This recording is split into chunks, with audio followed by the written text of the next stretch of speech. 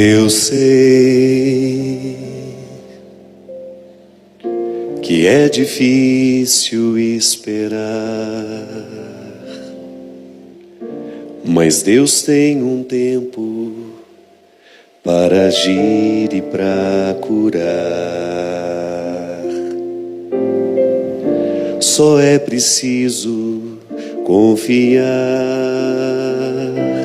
Se a cruz lhe pesa, não é para se entregar, mas para se aprender a amar, como alguém que não desiste. A dor faz parte do cultivo desta fé, pois só sabe o que se quer para conseguir ser feliz. Não desista do amor, não desista de amar, não se entregue à dor, porque ela um dia vai passar. Se a cruz lhe pesou e quer se entregar, tal como Cirineu, Cristo vai lhe ajudar. Muito boa noite, nós estamos começando mais um programa Direção Espiritual. É com muita alegria que tenho a oportunidade de entrar na sua casa, falar ao seu coração, estabelecer essa comunhão que a comunicação nos proporciona, encontrar você que talvez hoje se identifique um pouco com o conteúdo dessa canção, que foi escrita por alguém que sofria muito. É interessante a gente identificar quando uma canção é mais que bonita, ela tem alma. E dentro do discurso religioso nós dizemos que aquilo que tem uma alma superior tem mística. É uma palavra que nós usamos para aquilo que dá sustento a uma realidade que tenha o poder de comunicar Deus. Eu me lembro que eu estava assistindo um filme outro dia, onde uma regente do coro estava fazendo um ensaio. Então ela queria um solo. Então ela estava escolhendo quem iria fazer o solo. E é muito bonita a cena quando uma das meninas começa a cantar e a regente diz para ela assim: olha, você canta muito bonito, mas ainda não é o suficiente para aquilo que eu preciso. Eu preciso ouvir Deus através de você. Não é interessante isso? Ali é mais do que uma técnica, é uma mística na maneira de cantar. Esta a nossa realidade humana a Deus, e Ele age através de nós, através deste recurso humano que nos pertence, que nos foi dado por Ele, é claro. Todo dom é um empréstimo, né? Deus nos empresta os dons e a gente utiliza-se deles ao longo da nossa vida. Mas naquele caso, a mulher queria muito mais que uma música bem cantada. Ela queria uma música que tivesse alma, uma música que tivesse mística, uma voz que tivesse condições de ser mística ao ouvido de quem ouvia. Essa é a diferença de uma canção bonita para uma canção ungida, também podemos dizer. Uma canção visitada pela mística é uma canção ungida, que recebeu um dom a mais. Além da beleza, existe algo naquela música que toca o coração da gente e que nos comunica algumas coisas, algumas realidades que o discurso racional, que a inteligência não é capaz de fazer. Quando eu digo para você que essa música é mais do que bonita, é porque ela é fruto de um sofrimento. É interessante a gente identificar que algumas pessoas, quando sofrem, produzem coisas bonitas. Porque o sofrimento ele é muito fértil, mas depende de quem o recebe, de quem o hospeda. A dor, ela é comum a todos nós. Hoje nós estamos fazendo o programa aqui, no Hotel Mazzaropi, em Taubaté. Essa gravação, que agora você está assistindo em casa, faz parte da semana Preparando o Coração. Então hoje nós estamos aqui com muita gente que veio assistir o Direção Espiritual. Geralmente o programa é feito sem plateia, mas hoje nós temos aqui muitas pessoas. Dá uma mostrada nessas pessoas, e eu tenho certeza, se cada uma delas tivesse a oportunidade de contar o que de bonito o sofrimento já provocou na vida delas, nós teríamos aqui uma série de testemunhos muito bonitos de serem escutados. Mais que isso, testemunhos comoventes, testemunhos que têm o dom de transformar a nossa vida. Na missa que nós fizemos para abrir a semana do Preparando o Coração, a gente falava justamente disso, que a evangelização é muito mais eficaz quando ela nos chega através de um testemunho. Quando o pregador, por exemplo, não fala aquilo que aprendeu somente na teologia. É claro que você precisa de informações que ajudem a dar um sustento racional à sua fé. Mas você precisa, sobretudo, que eu lhe conte o que Deus já fez na minha vida. Então, se eu não sou um homem onde Deus tem a oportunidade de realizar uma obra, eu não teria o que dizer durante muito tempo. Você se cansa dos meus ensinamentos, você se cansa do meu discurso, porque ele está apenas tocado pela minha inteligência. Agora, quando eu partilho com você o que é a minha luta pessoal diária, neste território humano onde Deus se hospeda, apesar de todos os meus limites, de todos os meus defeitos, se eu ouso contar para você o que Deus tem feito na minha vida, é provável que você queira prestar atenção.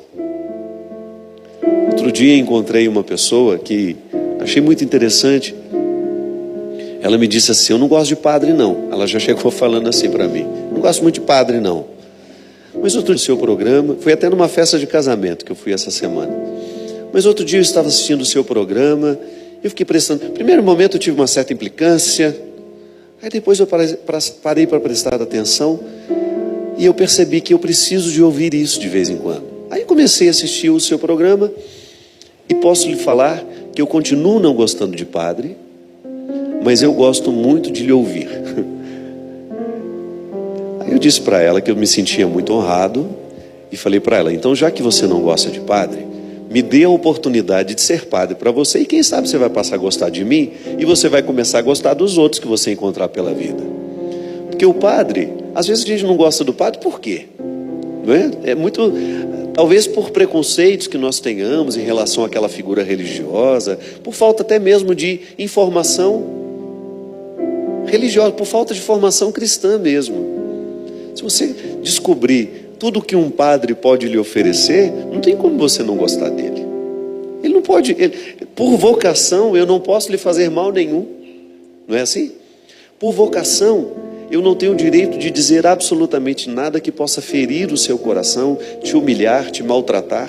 A minha missão é outra. A minha missão é edificar as pessoas que passarem pela minha vida. Como? Oferecendo a ela Deus.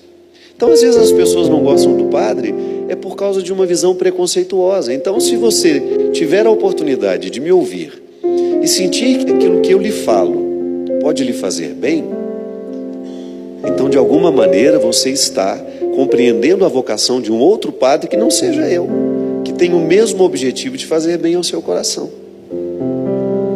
Mas o meu papel como padre é dar ao outro aquilo que Deus me oferece na minha intimidade. É muito interessante a gente identificar que o padre não pode ser padre na sua vaidade de ser quem é. Ele não pode transitar o tempo todo nos privilégios que a minha vocação de repente pode me oferecer. Não. O padre é um serviço. O meu sacerdócio é um serviço. É a minha oportunidade de oferecer ao outro aquilo que Deus me oferece diariamente pelo fato de eu ser padre. A minha oportunidade de presidir uma Eucaristia, de ouvir uma confissão, de absolver um pecado, de acompanhar alguém espiritualmente, como nesse meu programa aqui. Eu digo sempre que a minha missão, ela tem limites, né? Eu não posso querer cuidar de todo mundo que eu encontro. A minha missão é semear, eu sou comunicador. Por isso eu não tenho uma paróquia. Eu não tenho como ficar atendendo as pessoas em particular. Eu não tenho como administrar o problema daquela pessoa. Porque a minha vida não me permite. Eu sou um padre comunicador que lança as sementes e depois o outro padre na sua paróquia vai ajudar a cuidar daquilo que Deus semeou em você através de mim. Então um padre vai complementando o serviço do outro, não é assim? Você já imaginou se eu cismasse de cuidar de todo o coração que foi tocado pela minha palavra? Não, a minha missão é continuar tocando, continuar lhe incomodando para que você viva o seu processo de fé, de transformação, de mudança lá na sua paróquia, com seu padre, fazendo a sua confissão com ele, participando da missa que ele preside. De vez em quando você me encontra através dos meus livros, me encontra através dos meus CDs, me encontra através das minhas palestras, mas quem vai dar continuidade àquilo que Deus semeou em você através de mim é o seu padre. Essa é a nossa vocação. É quando eu tenho a oportunidade também de, através do meu sacerdócio, olhar para todas as dores que a vida me fez viver e extrair uma coisa boa e partilhar com você. É assim que funciona a minha evangelização. É a oportunidade que eu tenho de partilhar o que Deus realiza em mim através das dificuldades que são próprias da minha personalidade, através do meu jeito de ser, e através de tudo aquilo que é penoso para mim. Aí você identifica que a evangelização, ela será diferente para cada um de nós, porque você também tem a oportunidade de evangelizar com a sua vida, que é diferente da minha. Pode ser que você tenha dificuldades diferentes da minha, pode ser que você tenha facilidades diferentes das minhas. Então, tudo aquilo que é próprio do seu jeito de ser, será a matéria-prima da sua evangelização. As dificuldades que você viveu, o que você fez daquelas dificuldades, como é que você superou, como é que Deus lhe ajudou a superar os seus problemas. Aí você começa a testemunhar de maneira muito simples, minha gente, de maneira muito direta. Às vezes nós temos uma maneira muito enganosa de compreender a evangelização. Às vezes a gente acha que o que converte o mundo são as grandes pregações, os grandes pregadores, os grandes encontros, os discursos do Papa, as encíclicas que ele escreve. Não é não. O que transforma a sociedade e que faz com que esse mundo possa ser mais cristão é o que vocês dividem no dia a dia de vocês, entre vocês. É a vida cristã miudinha, sabe? Que não tem propaganda, que não tem muita repercussão. Eu sempre digo isso. São os bastidores, esses desconhecidos de todos nós. É ali que Deus está sendo semeado. É você que semeia Deus no coração do seu amigo, através do seu testemunho de vida. Quando ele percebe que você está aí, lutando diariamente com as suas dificuldades, com as suas mazelas, e que está dando certo com você.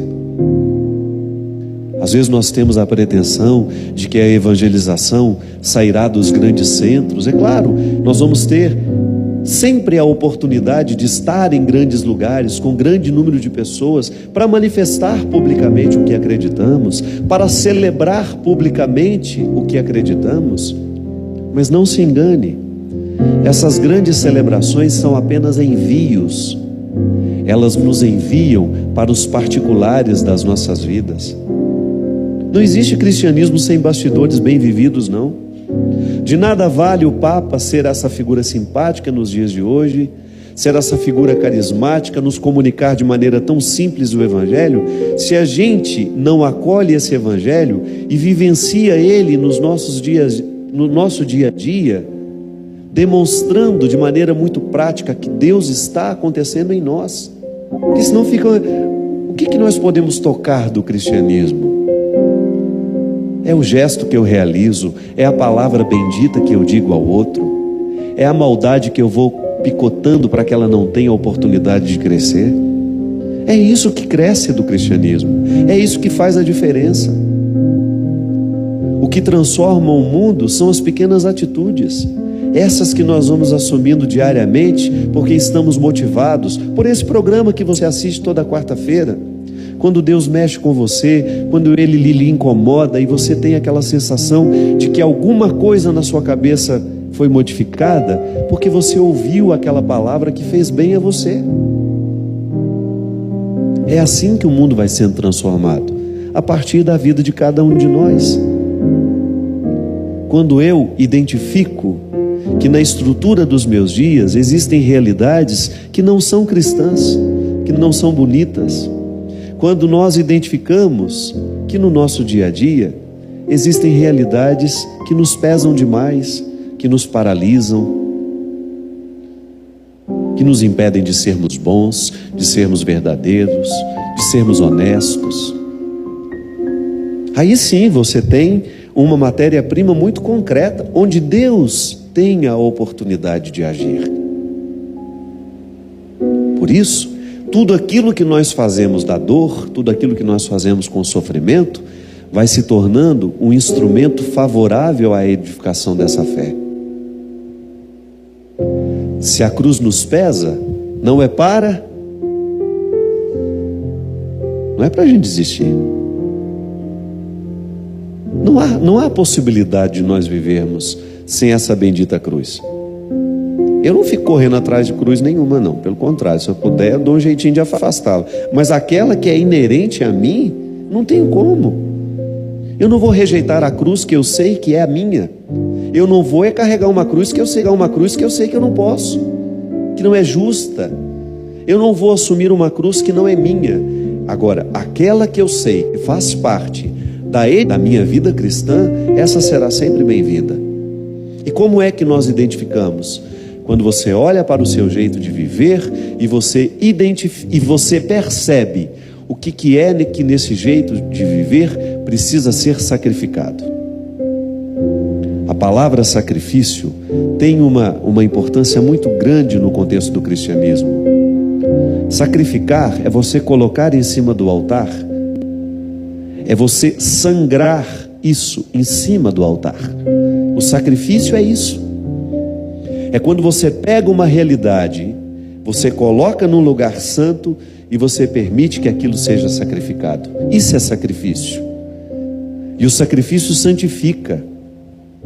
Santifica, porque ele tem o dom de mudar dentro de nós. Ele tem o dom de modificar dentro de nós. E aquilo que antes era um peso, torna-se um instrumento favorável para a nossa edificação.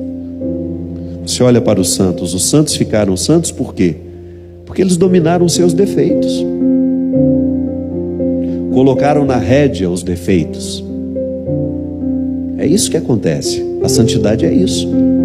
É quando você começa a colocar na coleira aquilo que é ruim em você.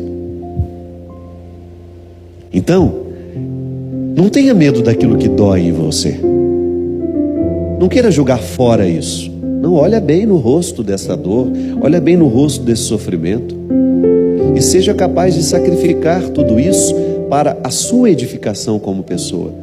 É igual o estudante que quer passar no vestibular. Se ele quer alcançar a meta, o que ele terá de fazer? Viver uma disciplina diária onde o sacrifício faz parte. Ele vai sacrificar as baladas que ele gosta de ir, ele vai sacrificar muitas diversões, porque ele sabe que ele precisa se dedicar intensivamente aos estudos naquela época da vida. Então ele coloca no altar, onde ele reconhece o que é importante, no altar onde fica tudo santificado, transformado, ele coloca isso para que ele tenha condições de perceber, de retirar do contexto do todo para ficar particular, ele olhar devagar para aquilo e ser capaz de extrair daquele sacrifício que ele está fazendo o seu benefício. Aí ele está identificando a matéria-prima da sua transformação. Não é possível alcançar a meta final que ele pretende se ele não sacrificar nos seus dias aquilo que precisa ser sacrificado para que tenha condições de alcançar. Essa regra é para todos nós, é para os estudantes e é para nós. Se a gente não se dispõe a sofrer o que precisa ser sofrido, a gente não vai a lugar nenhum. É igual quando a gente está acomodado, né? Se eu estou acomodado, se eu me acostumei com o meu jeito de ser, eu não vou mudar os meus defeitos. Tem gente que se acostuma com os defeitos que tem. Deixa de se incomodar e maltratar as pessoas. Tem gente que está acostumada a maltratar todo mundo que chega perto. Tem gente que está acostumado a ser grosseiro com todo mundo que chega perto. Nem se incomoda mais com isso. Aí de repente você vai lá e diz: olha, você está sendo grosseira demais. Ela é mais grosseira ainda com você, né? Tem gente que não tem a percepção mais da sua grosseria. Isso é falta de conversão. Porque é lamentável que uma pessoa tenha desanimado de si mesma aos 30, 40, 50 anos. Quem disse que a gente tem que morrer sendo grosso? A gente pode muito bem jogar isso na mesa do nosso sacrifício e começar a lutar para que essa grosseria não seja tão natural em nós. E você vai fazer o seu sacrifício para ser menos grosseiro com as pessoas e vai diminuindo até o dia que você consegue ser simpático, o dia que você consegue ser mais educado, menos impetuoso. É assim que nós mudamos um comportamento. Todo mundo, minha gente.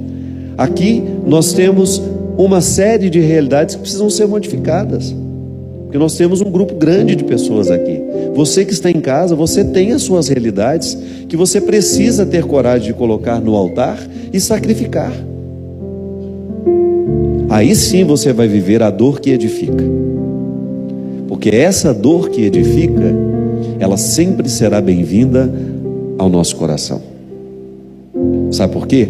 É a cruz que nos ressuscita. É a dor que nos purifica. É a dor que tem o poder de alcançar o núcleo mais profundo da nossa existência e lá Deus agir. Se a cruz lhe pesa, não é para entregar, mas para se aprender a amar como alguém que não desiste. Por quê? Porque quando nós somos capazes de amar, nós temos o combustível que nos leva até o fim. O amor, se ele é verdadeiro, ele nos sustenta até o fim das questões. Se a gente deixar de amar, a gente não vai ter condições de sacrificar nada. É assim que funciona na relação humana. Eu sou capaz de sacrificar muitas coisas no meu comportamento pelo amor ao meu filho. Sou capaz de driblar até um vício que eu tenho por causa do amor que eu tenho. É tão bonito a gente ver isso no casal, quando o homem é capaz de domar os seus defeitos pelo amor que tem à esposa. A esposa também sendo capaz de vasculhar os seus defeitos e modificar o seu jeito de ser por causa do amor que sente. Só que existe uma dimensão amorosa pessoal que, se a gente não vive, a gente não vai a lugar nenhum. O que nos move nessas transformações é o amor que a gente precisa ter a nós mesmos. O que me faz ir adiante nas minhas transformações é o amor que eu sinto por mim. Isso não é egoísmo não, viu? É o primeiro ponto de todo gesto amoroso.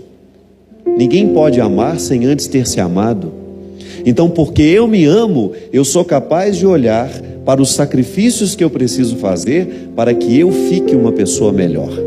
É muito interessante a gente identificar que a transformação do caráter para melhor é sempre uma atitude de amorização. Eu tenho um profundo respeito por mim e acho que eu mereço viver da melhor maneira. Eu tenho um profundo respeito por mim e acho que tenho o direito de extrair as minhas virtudes que estão aqui adormecidas. Eu não quero me resumir, eu não quero reduzir a minha vida à prática defeituosa. Não.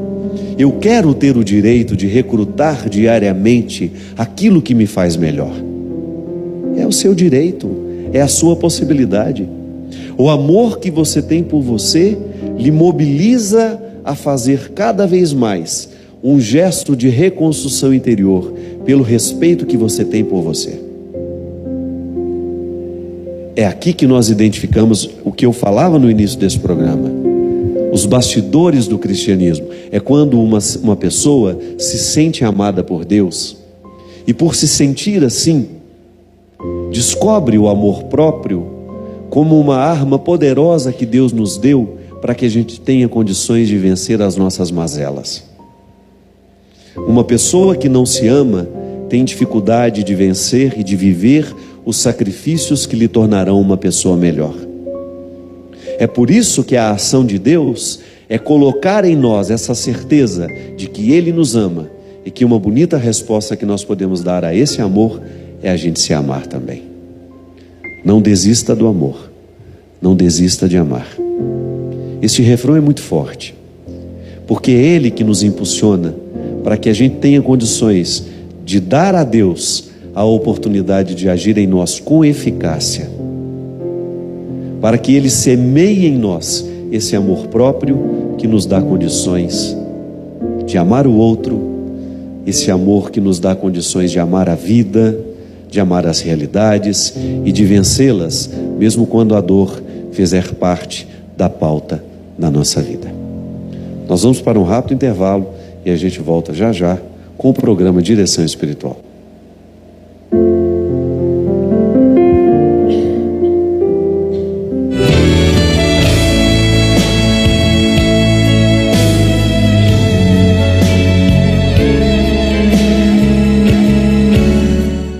Estamos de volta com o programa Direção Espiritual. Obrigado você que está participando conosco, você que nos acompanha em casa. Hoje, gravado aqui em Taubaté, no Hotel Mazzaropi, com a presença dessa plateia simpática que está aqui nos acompanhando na Fundação Dom Couto, com a nossa semana Preparando o Coração. Boa noite, Maurício Piaçarolo. As pessoas devem estar estranhando, né, que o Cristian deve estar de férias em algum lugar do mundo. Então, o Maurício veio participar com a gente nesse programa. A gente tem uma novidade aqui da Loja Sacra. Se você entrar no site www.lojasacra.com, você vai ter a oportunidade de ver lá essa caixa que foi especialmente preparada. Sabe aquelas palestras que você compra na Canção Nova, que você compra aqui? Então aqui você tem a oportunidade de fazer o seu kit Padre Fábio. Cabe também os DVDs. É bom que, se quiser, o ladrão, quando ele entrar na sua casa, Deus, né, já leva todo o kit pronto, né? Não está esparramado, ele não vai ter dificuldade de... Não, brincadeira, não vai entrar na sua casa não. Isso aqui é para você ter a oportunidade de guardar ou então de presentear. Na Loja Sacra você vai ter a oportunidade de comprar só a caixa, já que você tem muitas das pregações, né? Ou então você vai ter a oportunidade de comprar ela completa, com todas as pregações que estiverem disponíveis, para de repente, se você quiser presentear alguém.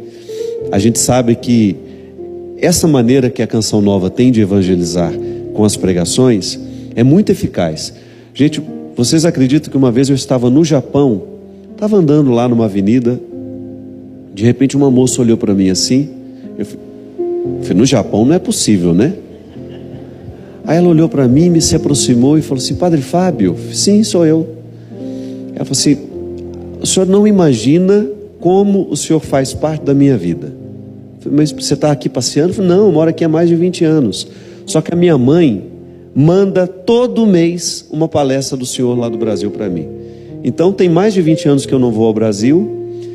Fiz a minha vida toda aqui, minha mãe é que vem me visitar. Mas as pregações da Canção Nova, ela me manda mensalmente para eu ter a oportunidade de continuar fazendo a minha experiência de fé. Então veja que beleza, uma pregação que foi feita aqui no Brasil, atingindo uma pessoa lá no Japão. E talvez você não saiba, mas cada pregação dessa, que você compra na Canção Nova, além de você fazer bem à pessoa que você presenteia, é um dos principais, né? É uma das principais maneiras que nós temos de ajudar financeiramente a Canção Nova. Nós não recebemos direitos autorais por essas vendas da Canção Nova. É uma maneira que nós temos de ajudar. Então, cada pregação minha que vende hoje, por exemplo, se você ligar aqui, comprar uma pregação da Canção Nova, você vai ter a oportunidade de ajudar esse sistema de comunicação, que é inteiramente doada, da nossa parte, que somos os pregadores, inteiramente doada para que a obra continue. Então, se você quiser comprar a caixa você não ajuda a Canção Nova, não, você ajuda só a Loja Sacra. Mas as pregações, você vai ter a oportunidade de ajudar. Lembrando também que o nosso CD Solo Sagrado é um novo trabalho, também está à disposição na Loja Sacra. E tem um conjunto aqui, a camiseta não é para guardar aqui não, a gente só pôs, mas tem as camisetas novas agora, que estão com as estampas muito bonitas. Amar talvez seja isso, descobrir o que o outro fala mesmo quando não diz. Tem várias estampas com várias frases. Entra lá, www.lojasacra.com.br, e você vai ter a oportunidade de presentear alguém com um produto que possa fazer bem ao coração dela. As pessoas nos escrevendo, nos mandando e-mails. Eu não tenho mais aquela ansiedade que eu tinha, há 9 anos atrás, quando nós começávamos o programa. A gente sempre tinha aquela ansiedade de ficar respondendo muitas pessoas. Não. O programa foi sendo modificado, ele acabou sendo uma oportunidade de reflexão. E às vezes a gente pega 1, 2 perguntas, ou pega um tema que seja interessante, e nós nos utilizamos daquela situação para poder fazer uma reflexão. Achei interessante uma senhora aqui, ela perguntou o seguinte: Padre, quando uma pessoa é batizada com um nome e é registrada com outro, no final, como é que fica no livro da vida? Depende do registro que Deus vai ler, né, Maurício? Se ele vai ler o registro civil ou o registro religioso. Minha filha, o que fica registrado no livro da vida é o que a gente viveu. O nosso nome tem importância para nós, né? Deus nos chama pelo nome, mas é muito mais do que o meu nome Fábio. Quando nós dizemos que o nosso nome está escrito no livro da vida, não é este nome só que você me conhece, através do nome com o qual eu me identifico, mas é a minha vida, é o contexto da identidade, é muito mais do que um nome, é a identidade que nos registra no livro da vida. É a vida que a gente viveu, é a vida que a gente escutou, tudo aquilo que fez parte de nós, isso sim está sendo registrado aos poucos. Aliás, é muito interessante essa perspectiva, né? Identificar que Deus está nos lendo através do livro da vida. É uma metáfora muito bonita para nos ajudar a perceber como é que Deus nos olha, como é que Deus nos registra. A cada dia da nossa vida, tudo aquilo que nós estamos vivendo está sendo registrado neste livro, onde Deus tem a oportunidade de nos conhecer diariamente. Mas é apenas um simbolismo, não fique preocupada com isso não. A minha irmã também foi batizada com um nome e registrada com outro. No batismo ela tem um nome e no registro civil tem outro. Não tem nenhum problema não. O que Deus conhece e que está registrado é a identidade dela, e isso Ele conhece profundamente. Não tem equívoco aqui, viu? Padre, podemos dizer que Deus é o esposo espiritual da Virgem Maria? Quem nos pergunta isso é o Luiz Fernando.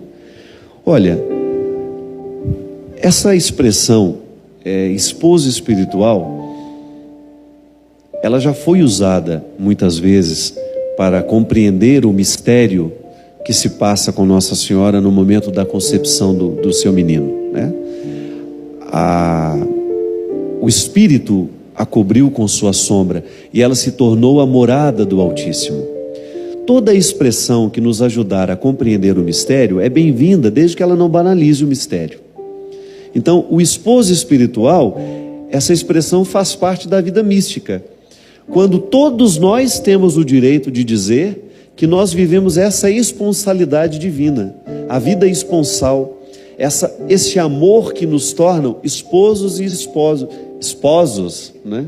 Esposos e esposas, que faz com que a gente viva com Deus uma relação de matrimônio. Olha como é interessante, aprofunda o significado da pertença cristã, porque no matrimônio nós somos um do outro, não é isso? O vínculo que você estabelece no matrimônio diz que a partir daquele momento vocês são uma só carne. Então você que se casou, estabeleceu com seu marido, com sua esposa, o compromisso de serem uma só carne. Isso tem um significado muito interessante que nos reporta a própria Eucaristia. Você participar da Eucaristia é aceitar este compromisso esponsal, de viver com Deus essa oportunidade de serem um, de estarem unidos na mesma carne. Você já deve ter me escutado falar sobre isso. Quando eu comungo, eu sou também comungado por Deus. Não é assim? É circular o movimento. Ele é que me concede a graça de tê-lo em mim. Mas a gente não pode se esquecer que ao comungar, eu estou retribuindo esse amor, dando a ele a oportunidade de ser em mim. Então, eu sou nele, ele é em mim. Até fiz uma música uma vez, há muitos anos atrás, que chama Como és Lindo, não é isso? Conhece essa música? Não lembro muito bem a letra dela, eu só sei que na letra eu falo isso. É o mistério de ser nele e ele ser em mim. Então, a íntima comunhão que a Eucaristia me proporciona viver com Deus, coloca na minha carne a responsabilidade de ser divina. A minha carne torna-se divina, porque ela habita o divino. Essa é uma relação esponsal. Então, nós podemos usar essas expressões para poder identificar a profunda comunhão que existiu entre Maria, que existe, né? Porque isso não termina, ela faz parte do mistério da encarnação. O mistério da encarnação, ele continua entre nós. É um mistério que não pode ter fim, ele não pode ser abarcado, ele não pode ser finalizado. Muito embora o Verbo, ao se tornar carne e morrer na cruz, ali nós temos a finalização desta presença no mundo de maneira humana, como Jesus foi. Agora o ressuscitado permanece na história. Então veja bem, o mistério da encarnação se desdobra agora no mistério da ressurreição. É uma continuidade. Isso nunca vai ter fim. Por quê? Porque esse mistério me envolve no momento em que eu recebo Cristo em mim, seja através da sua palavra ou seja através da Eucaristia. Então seremos sempre esposos e esposas deste Cristo, Deus presente entre nós, nos movendo para que cada vez mais a gente tenha condições de tornar a nossa vida um lugar de revelação. É sempre um desafio fazer com que a nossa história seja a continuidade da história da salvação. Deus ter oportunidade de continuar agindo em nós e através de nós. Então será usar essa expressão esposo espiritual da Virgem não é nenhum problema. Só não podemos dizer que essa expressão esgota o significado do que aconteceu com ela, e da mesma maneira como também podemos usar essa expressão a todos nós que queremos viver com responsabilidade o cristianismo. Padre Fábio, não gostaria de ser identificada. Há um tempo atrás o senhor falou no seu programa a respeito do sequestro da subjetividade. Tenho vivido, padre, esse problema no meu namoro. Sinto que meu namorado não é capaz de respeitar quem eu sou e acaba vivendo comigo e eu aceitando inúmeras projeções. Tenho medo, padre, pois o nosso casamento está se aproximando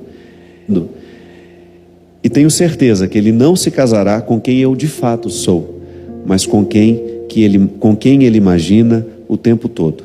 Como? Difícil, né? Você estabelecer um relacionamento onde você sente que o outro não ama quem você é, mas ele ama aquela pessoa que ele imagina você ser. Primeiro que isso é um crime terrível, que nós permitimos que aconteça. Aqui o livro que a gente fala eu tenho recomendado muito a leitura desse livro, gente, porque é impressionante como eu encontro pelo caminho pessoas vivendo esses acorrentamentos afetivos que num primeiro momento parece amor, que num primeiro momento parece respeito, parece solidariedade, parece carinho, mas depois aquilo vai se transformando num verdadeiro desastre na vida de quem experimenta.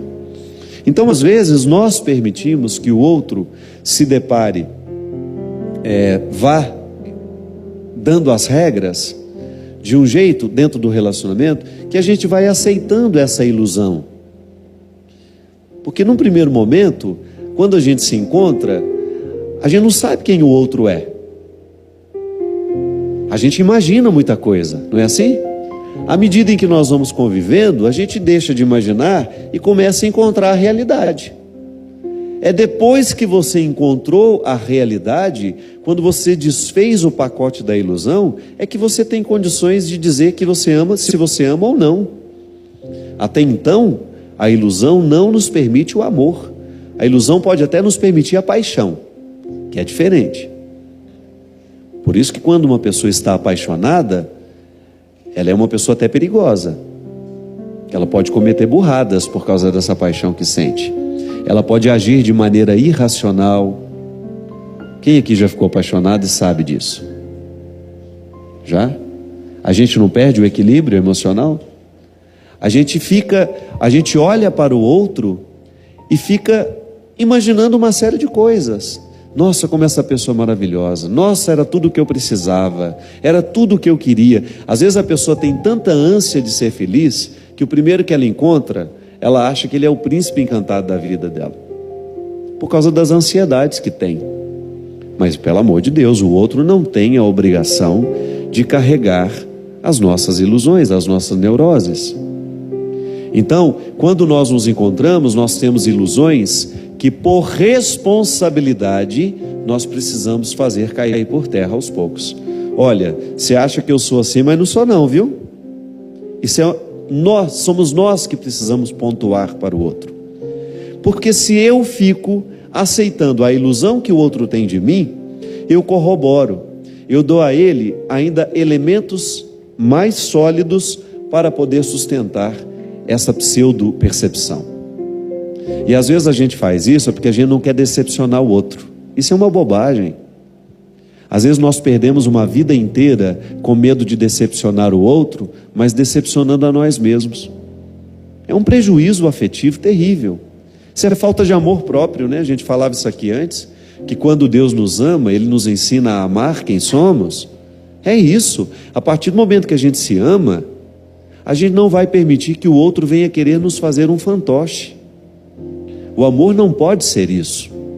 E às vezes na relação a dois, nós descobrimos que o outro está sendo escravizado porque ele não teve coragem de quebrar a ilusão que o outro tinha dele. Esse livro trata da primeira página até a última essa temática.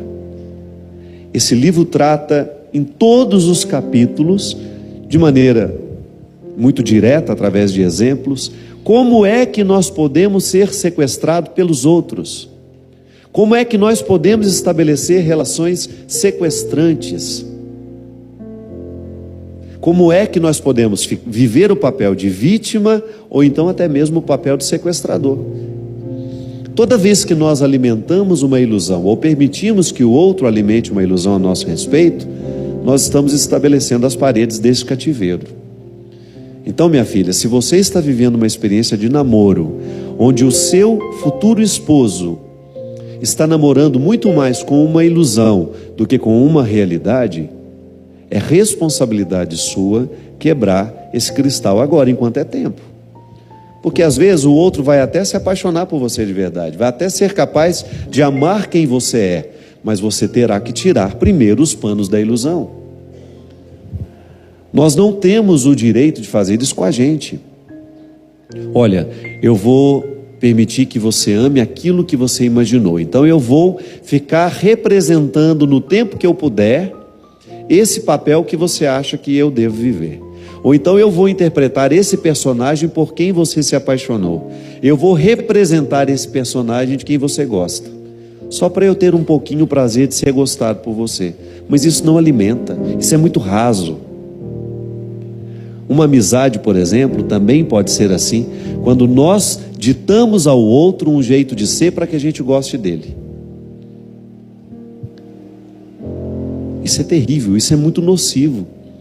E o outro, gente, é impressionante como nos dias de hoje as pessoas já chegam com todas as definições a nosso respeito para poder nos amar, com todos os condicionamentos para poder nos apresentar. Olha, eu vou amar você se você fizer isso, se você fizer aquilo, se você corresponde isso, se corresponde aquilo. Mas é claro que ela não diz isso de maneira tão direta. Ela vai dizendo com um sorriso: nossa, que bom que você fez isso por mim, como você é especial. Aí você, então é assim que tem de ser. Aí você começa a reproduzir um papel, porque carentes todos nós somos. Todos nós temos carências. Todos nós temos necessidade de sermos amados. Agora, cuidado, porque às vezes, por causa dessa necessidade de ser amada, por causa dessa necessidade de sermos amados, nós assassinamos a nossa verdadeira identidade. E o que sobra no final? Aquele amargo, sabe? Não fui quem eu deveria ter sido, não fui amado como poderia ter sido amado. Por quê? Porque eu perdi tempo com os fantoches. Eu não me assumi. Eu não fui quem eu deveria ter sido desde o início. Eu permiti que a ilusão dele permanecesse. Então, por ter uma ilusão a meu respeito, e eu dando alimento a essa ilusão, eu cometi um crime contra mim. Eu tenho uma máxima que o outro nos trata da maneira como nós autorizamos. A violência doméstica começa assim, é com um grito. O marido grita uma vez, a mulher aceita o grito. Ele grita 2 vezes, ela aceita o grito. Até o momento em que esse grito vira tapa, vira agressão, vira palavra cruel. Porque ela nunca chamou a polícia para dar um jeito nele, agora ela já não sabe mais o que fazer. Só que às vezes as agressões não são físicas. A gente agride o outro com o nosso sorriso, cerceando a liberdade dele, colocando cercas, cadeados nas mãos, não nas mãos aqui. A metáfora, é metáfora. A gente coloca cadeado nos sonhos da pessoa. A gente impede essa pessoa de ir além, por causa dos condicionamentos que nós vamos fazendo. É que eu sei que se eu estou dentro de um cativeiro ou não. É só você perceber se aí, no mais íntimo da sua verdade, você se sente de verdade amada por alguém. Esse homem com quem você se casou, ele é seu marido ou ele é seu sequestrador? Essa mulher com quem você se casou, é sua esposa ou é sua sequestradora? Ela nutre a sua liberdade ou ela lhe priva de ser quem você é? Essas amizades que a gente tem, nesses relacionamentos que nós estamos estabelecendo, nós somos livres para ser quem somos, ou nós temos que ficar representando papéis o tempo todo para sermos aceitos? Padre, mas se a gente for verdadeiro, a gente fica sozinho. Eu não acredito não. Porque às vezes é melhor você ter 2, 3 de qualidade do que ter 5.000 na hipocrisia e na superficialidade. Amigo de verdade, minha gente, o amigo de verdade, se você tem um, já lhe basta. Porque a gente tem muitos conhecidos, a gente tem muitas pessoas, claro, temos pessoas amigas. Eu estou falando daquela amizade onde você divide quem você é, sem medo. É aquele amigo que alivia os fardos da gente pelo simples fato de estar ao lado. É aquele que não nos imagina, sabe? É bom demais quando você está ao lado de uma pessoa que não te imaginou, que te viu de verdade. Ali não tem sequestro. Ali existe uma pertença, um vínculo saudável, sadio. E aí a gente se sente à vontade. Isso é amor. O amor, ele nos oportuniza a oportunidade de sermos livres. Nos oportuniza termos condições de lidar o tempo todo com quem nós somos de verdade, com a nossa realidade. Não vai permitir a ilusão. Tanto é que onde existe amor não pode haver ilusão, onde existe ilusão não pode haver amor. O amor é porque o véu da ilusão já caiu por terra. Se existe amor, é porque existe muita realidade. É o oposto da ilusão. A ilusão, volto a dizer, até comporta a paixão. Não tem problema, está apaixonada porque tem uma ilusão. Agora, depois que essa ilusão cai por terra, fica a realidade. E o que pode dizer se ama ou não, não é a ilusão que a gente tem um do outro, é a realidade que se estabelece. Aí sim um casamento pode durar muitos anos, uma relação de mãe e filha pode ficar muitos anos, aquele vínculo será eterno. Por quê? Porque ali só existe realidade. A gente não tem mais tempo para ter ilusão com o outro não é verdade? Você que está casado há 50 anos, dá tempo de alimentar a ilusão de novo? Não, é a pura realidade. E é isso que faz a gente ficar. É o amor que a gente construiu, é o respeito. E não é amor romântico, não. É amor responsável, é esse amor que me faz dizer, olha, eu sei todos os seus defeitos, mas eu quero que você continue aqui do meu lado, porque minha vida fica muito ruim quando você vai embora. Isso sim é bonito demais. Então é isso que você precisa fazer, minha filha. Você precisa ter um cuidado para que o seu namoro seja um verdadeiro ensaio do casamento. Porque o namoro é isso. Namoro existe para terminar. Viu? O namoro é um tempo que pode ser encerrado, igual a minha produtora está querendo que eu encerre o programa. O namoro é um tempo que pode terminar, não tem problema. Pode acabar o namoro um dia antes do casamento, que não é nenhum problema. O problema é a gente terminar um casamento quando já existem filhos, quando já existem vínculos pelos quais você se responsabilizou. É você quebrar a estrutura de um lar, é você quebrar. Por isso que eu estou te falando. Para evitar esse desastre maior, permita o desastre menor, que é o término do namoro. A não ser que você tenha condições de fazer cair por terra a ilusão e o seu namorado descobrir que a sua realidade é muito melhor do que aquilo que ele tinha imaginado. Derrame sobre nós, para que caiam as ilusões por terra, a bênção e a proteção do céu. Ele que é Pai, Filho e Espírito Santo. Amém. Obrigado pela presença de vocês. Vamos terminar cantando? Vamos lá? Não desista do amor, não desista de amar, porque ela um dia vai passar. Se a cruz lhe pesou e quer se entregar, Cristo vai lhe ajudar.